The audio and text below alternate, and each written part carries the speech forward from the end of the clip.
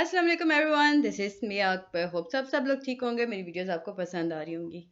आज ही हम लोग कर रहे हैं एजुकेशन 303 की असाइनमेंट का सोल्यूशन, यानी फर्स्ट असाइनमेंट का सोल्यूशन। इसका क्वेश्चन था जी, define IQ, make classification of children on the basis of different level of IQ.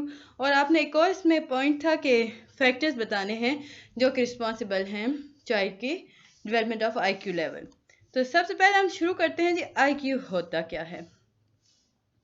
आप हेडिंग देंगे जी I Q, definition of I Q था तो आई क्यू की हेडिंग देंगे। अब यहाँ पे आप लिखेंगे जी, I Q short for intelligence question is measure of person's reasoning ability.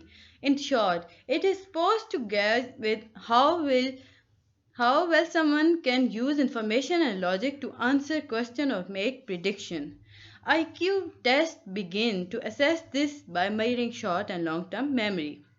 यहाँ तक ठीक है जी, आपने यहाँ पे IQ कर दिया डेफिनेशन। अब आप चलते हैं जी, classification of children on the basis of different level of IQ।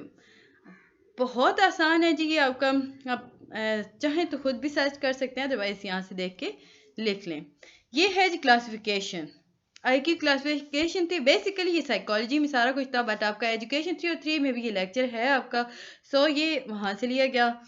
तो ये देखिए जी, ये हमारे पास सुपीरियर, हाई एवरेज, एवरेज और लो एवरेज ये है जी हमारे पास। यहाँ पे हमारे पास एक क्वेश्चन आ रहा है, 3 मोर रोज हैं हमारे पास, हम इन्हें भी देख लेते हैं, अदरवाइज आप ऐसे ही लिखेंगे। ये देखेंगे हमारे पास आ गया है, काफ़ी ज़्यादा इसका एक वेबसाइट ओपन हो गई है। ओके, आपने यहाँ पे देखना है जी, आप ऊपर लिखेंगे ना कि IQ क्लासिफिकेशन, तो आप लिखेंगे very superior, superior, high average, average, और यहाँ पे आप अपना उनका IQ रेंज लिखते जाएंगे, या यूँ ही एक टेबल बना लें, बहुत सिंपल सा है। फिर एक्सट्रीमली हाई, वेरी लो, और ये सारे, ये दोनों टेबल आपने बनाने हैं, तो ये आपका हो जाएगा। इसके बाद ये अपर एक्सट्रीम, ये बहुत ज़्यादा हो जाता है, ये हमें ज़रूरत नहीं है क्योंकि हमें चिल्ड्रन के थ्रू लेना था ना, तो ये बच्चों के हिसाब से है। होप सो आपको ये समझ आया होगा।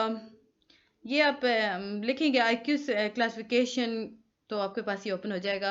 अच्छा, अब चलते हैं इस क्वेश्चन के थर्ड पार्ट की तरफ, that is factors. What are the factors that involve in the या determine IQ of a child. अब ये क्या थे जी, आपने डिस्कस करना था इन डिटेल्स। अब हम शुरू में लिखेंगे ना, factor determine by IQ of child, तो आप ये हेडिंग देंगे, आप नीचे लिखेंगे researchers have previously shown that persons IQ is highly influenced by genetic factor and have been identified certain genes that play a role. They also shown the performance in school have genetic factors, but it's been unclear whether the same genes that influence IQ also influence grade and test scores. अब यहाँ तक तो आपने लिख लिया, but मैं अगर आपको सजेस्ट करूंगी तो आप यहाँ तक लिखेंगे है जेनेटिक फैक्टर, बस यहीं तक। इसके बाद आप फैक्टर्स की तरफ बढ़ेंगे। हमारे पास एक और फैक्टर है जी जिसमें बच्चों की हम बात करते हैं, तो वो है जी एब्स्ट्रैक्ट। ये इसके जो एब्स्ट्रैक्ट है ना, मतलब इसका ऑब्जेक्टिव होगा this, the objective of this study has to, ये एब्स्ट्रैक्ट, सॉरी ये इसका फैक्टर नहीं है, वो मैंने जल्दी में बनाया तो मुझे हो गया था। अब यहाँ पे the intelligence quotient and development quotient of 152 children with cleft lip and played under 14 years old were conducted, and the control group was made up of 80% healthy children. ये है, यहाँ पे आपने यहाँ से लेकर यहाँ तक लिखना है जी। होप्स आपको समझ आ रहा होगा।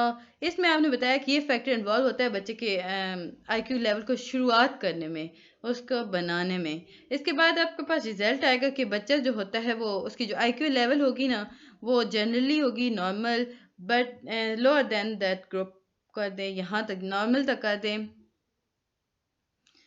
तो उसके बाद जी द इंटेलिजेंस डेवलपमेंट ऑफ, अच्छा बस यहीं तक है। तो ये था जी आपको छोटा सा, फैक्टर्स भी आ गए। यहाँ पर ये फैक्टर्स की आपने लिखना है, यहाँ पे ये डिटेल आपने देनी है। उसके बाद जी हम बात करते हैं, अफेक्ट करते हैं जो कि development factor that include the home environment. यहाँ पे ये जो फैक्टर्स हैं जो कंट्रीब्यूट करते हैं इंटेलिजेंस को, याद रखिए जो फैक्टर्स हैं ये भी आपने लिखना है कि कंट्रीब्यूट करते हैं intelligence, include their home environment, parenting, education, availability of learning resource and health care and nutrition. तो ये था जी आपका बहुत आसान सा to the point 100% correct solution. Hope so आपको समझ आया होगा। अब थोड़ा सा ये भी थोड़ा सा क्योंकि आपने पॉइंट वाइज लिखना है तो काफ़ी ज़्यादा आपको पास मटेरियल बन जाएगा। देखें, the considered factor include degree of deformation, factor involve intelligence development of child। अब हम इसे खोलते हैं कि ये क्या है। ये वही है जो हमने अभी किया है विद क्लिफ लिप और प्लेटलेट।